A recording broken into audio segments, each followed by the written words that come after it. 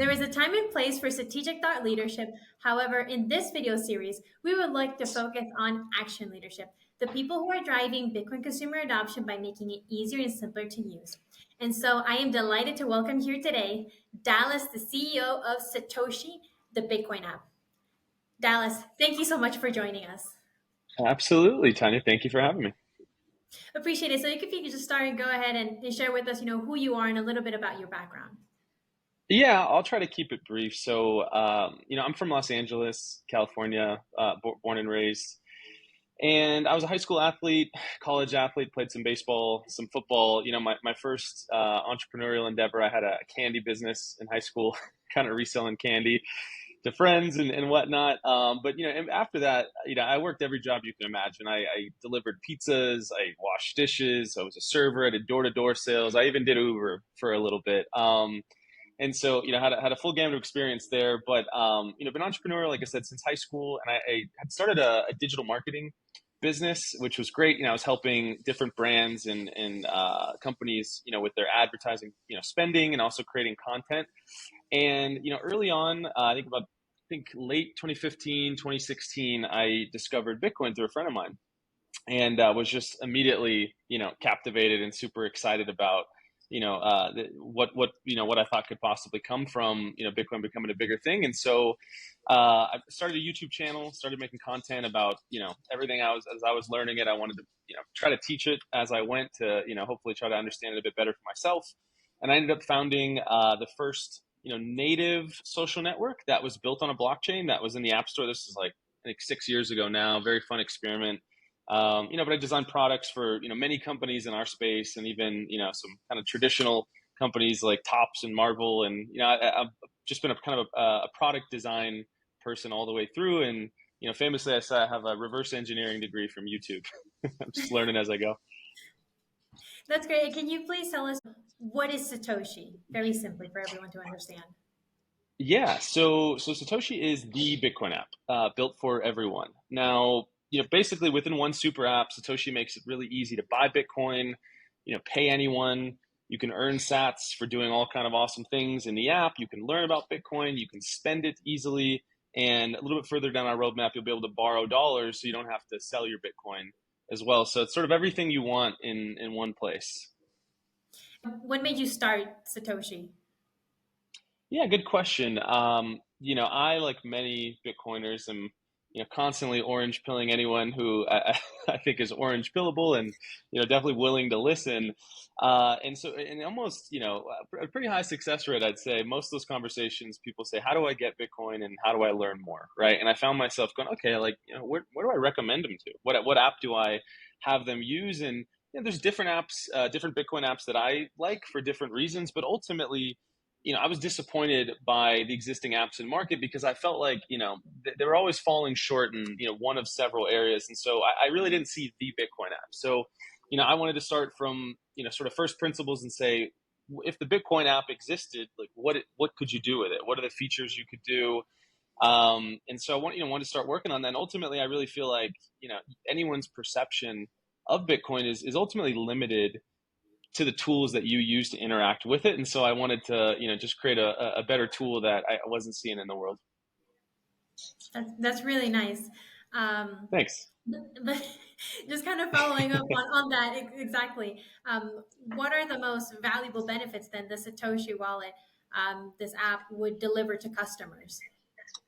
Yeah, I think there's a few things here. You know, ultimately, at our core, right, we want to give people the ability to pick their own path, right? Every other wallet in market, for the most part, really forces you to either be fully custodial, where you've got to, upload your face and do all these crazy things just to start using it, or else you can't use it at all. Or, there's sort of a non-custodial app, and for the average person who's just starting their Bitcoin journey, they're like, "What next? Right? Where is everyone? How do I learn more?" Like, they're like left wanting more. And so I think that's a massive differentiator, is giving people the ability to pick their path. We've abstracted away, QR codes in many ways for users using the app, right? You can click pay, one click, pay all your friends and your contacts. You can see everybody else on the app, making it a really awesome a couple click experience, and you can pay somebody in, under a second for a really, really tiny fee, or for even free. And I think we have some really great incentives that we've created, and one of those is Sats back. So whenever people are active and they do anything on the app, they earn a percentage of their own activity back. The more active that they are on the app, and so I could keep going, but I think those are three of the top things I think that are pretty valuable benefits that our customers are really going to like. That's really great. And I think that you're addressing something that a lot of people haven't been able to address in the past. So that's very exciting for us. And following on this, what was the philosophy then, or the principles that you try to follow when you were designing this app? Yeah, I have an interesting process. I guess I go through, for the things that I built or with clients. Ultimately, I start with, what do we want users to be able to do?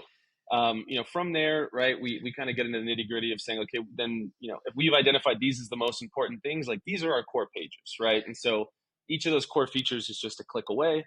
And ultimately, what you want to do, I think, is create a visual experience for people, right? You want them to say, kind of have that wow feeling, or that, an excitement opening up the app, and then have the path of least resistance to be able to do what it is that they want to do, right? I think how you prioritize a page is really important. Most users are holding the phone at the bottom of the phone, and so, you know, most of the important things they need to do kind of need to be on that bottom half of the screen.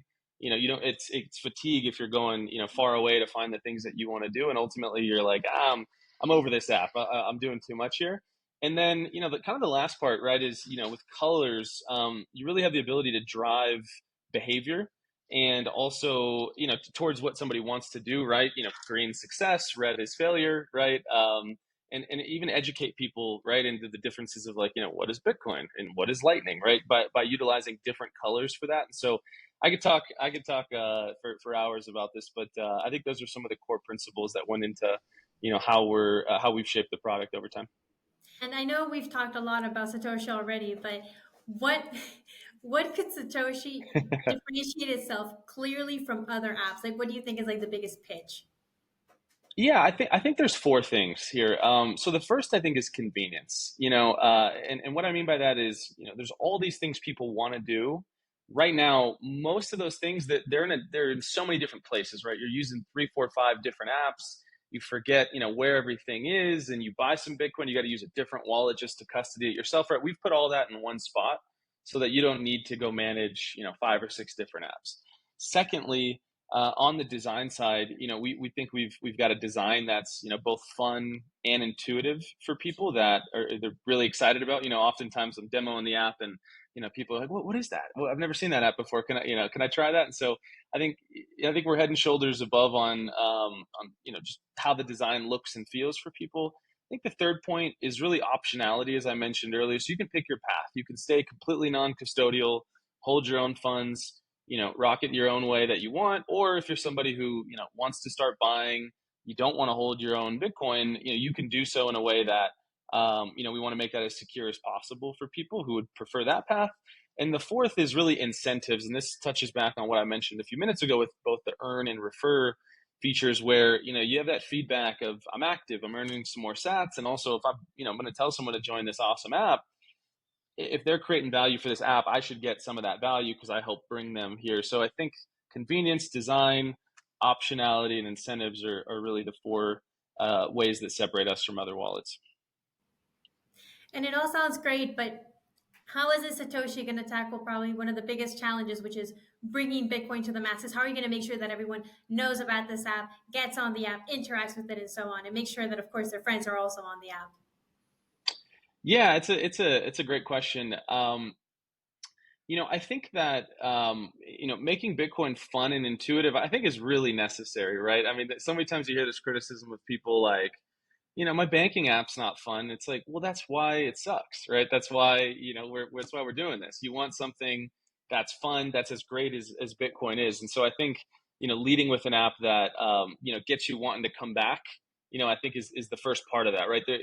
I would say respectfully, most other Bitcoin apps in the market, they're not very sticky, right? You kind of, you go there to maybe buy some Bitcoin, and you get out as fast as you showed up, right? Because there's really nothing more for you to do. And I think we are solving that in some interesting ways. And additionally, I think, like I said, creating the right incentives for people to stay a user, show up every day, and want to bring their friends because they have an incentive to do so. And it's very easy to find your friends if they're already on the app, right? I think a couple of those are I think those are two of the biggest ways that we're going to tackle bringing Bitcoin to the masses. So aside from actually receiving, let's say, a referral from a friend, how would Mhm. you, or like, what advice would you give to people who are exploring adopting Bitcoin in their day-to-day lives? Maybe they just don't have a community, they don't know anyone, they just come from a different environment. So what advice would you give to these people? Yeah, that's a good question. I think first, focus on first principles, really getting to the very core of what is Bitcoin, why was it created, why does it matter. I think in my view there's sort of four reasons why Bitcoin was created. The first, we needed a money with a fixed supply that was separate from any ruler or any government. Why? Because historically the same cycle plays out either quickly or very quickly, where you know some government issues of money, people start to print tons of that money, and then it all just goes crazy and people essentially lose everything, right? And so we need a money with a fixed supply so that we can actually benefit from technology that's driving prices down, and we're not just stuck with the money that is issued by the country which we were born in. We want something separate from all that. The second point is protecting the ability to be able to send and receive money without having to ask for permission. The third is protecting the ability to hold your own value without it being seized or frozen. Right? That's really important. Money in a bank account, sure, it's yours, it's under your ID, but it's always somebody else's willingness to give it back to you or let you use it. And I think Bitcoin really solves that. And the fourth point, so many people in the world still today don't have bank accounts, right? It's this complicated process. Show your ID. I'll answer all these questions. And so with Bitcoin, you click a button, you've got a place to receive. Once you have money, you can send and receive it. That's what you do with a bank account. And so that's free on and something you can do with Bitcoin. So I think understanding those four reasons are really important. And the third is maybe a controversial one, but I think just don't have strongly held opinions that you received from someone else. If you've received someone else that sounds good, great. That might be your opinion, but understand why and hold it loosely because you that might not be correct. This is a complicated space that's changing quickly, and a lot of people, say things confidently that aren't accurate all the time. So it's important to approach it that way, I think. And what do you think is the biggest challenge for consumer adoption in 2024, in your own perspective, in your own words? Yeah, most people will say education, and I do think educating different types of users to understand the benefits is really the big challenge, right? I mean, if everyone understood right now, the way that the modern banking system works, it would be over tomorrow, right? But that's still the challenge: is how do you pierce through? How do you speak to people in a way that's going to actually resonate with them? And so I think we've got an interesting strategy by how we want to try to educate different groups to understand exactly how Bitcoin solves their problems. Additionally, I think there's kind of four reasons people come to Bitcoin. I think some of the early adopters come for principled reasons. They're curious about the tech. They get the benefits. That's group number one. Group number two, people get FOMO when the price is going up, right? They don't want to miss out. Some people show up for that. Some of them leave if the price goes back down, but some chunk of them stay. The third reason is really people escaping financial collapse, right? And a lot of this is happening right now in many different countries where people can't withdraw from the banks. They've got triple digit inflation during the year, and so people grab onto something like Bitcoin and realize this is the problem, or this is the solution to that problem. And the fourth is really interesting, valuable applications that are worth using because they provide value to you outside of those other reasons I just listed.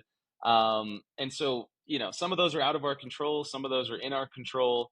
And so, I think the things in our control are where we want to focus on to have the biggest impact of bringing more people onto Bitcoin, since that's, I think, ultimately what we're trying to do here, for sure.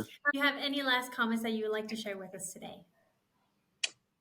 Yeah, I mean, we're, right now as we do this, discussion together here in December, we're in beta. On our website, we've got a quickly, rapidly growing wait list. People are joining that, and we're, happy to start inviting some people from that wait list to join our beta here into the new year.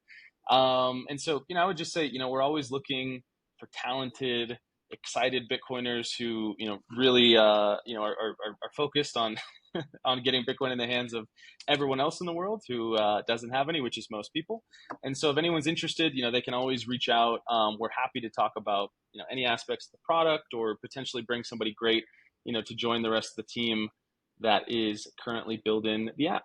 Other than that, that's probably about it. But I really appreciate you taking the time to talk with me, Tanya. Thank you for coming. I appreciate it. Awesome. Thanks.